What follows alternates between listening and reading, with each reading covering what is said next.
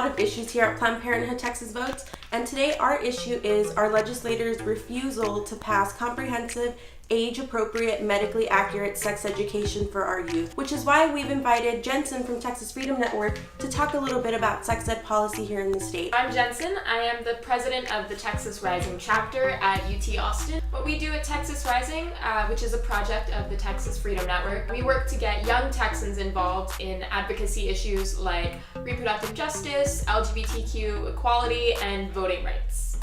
Cool. So did you have sex ed? Because I know that sex ed here in the state is really bad, but I didn't even get any. I got no sex ed. And look at us now. Our legislators even talked about sex education or tried to better this horrible situation. Yeah, so in the last legislative session, Representatives Mary Gonzalez and Jessica Farrar, both Planned Parenthood champions, did file a bill that would require comprehensive, medically accurate, evidence-based, age-appropriate sex education in schools, which was very exciting. Unfortunately, it did not pass. Oh my god. Yeah. Do these sex ed classes even mention anybody who may be queer, gay, or trans identifying? No.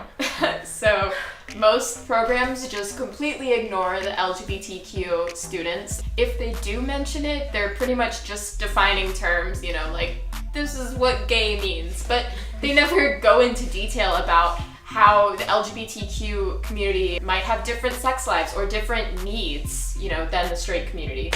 When people have a bunch of, bad sex education and are living with all this bad information, or maybe no information at all, it sounds like they would still be perpetuating myths about STDs, STIs, and stigma against unintended pregnancy. Maybe not even care about women's pleasure at all. So what's going on with that? Do they even talk about any of that in these classes?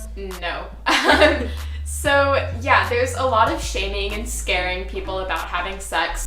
If you're sexually active, you're gonna die. That's literally a thing that they can say. Totally legal. It's kind of like Mean Girls. Don't have sex, because you will get pregnant and die. They say things like sexual desire in women is unnatural. You're deviant if you actually have sex. They shame you for that. They scare you out of actually doing anything. But the issue is that people are having sex. They're gonna do it anyway. And with these programs teaching medically inaccurate information, blatant lies and myths about sex, these people don't have the resources or access to things like STD testing or contraceptives or abortion. And that's really bad. You know, you go out into the world and you have no idea how to navigate any resources that you might need. And that's why a lot of people are having bad sex. Let's just say that too. Bad sex. So what can we do to keep up with what's going on with Texas Freedom Network and the work you guys are doing? Yeah, definitely. TFN has released a report on the state of sex education in Texas. So if you want to check that out, find it on our website.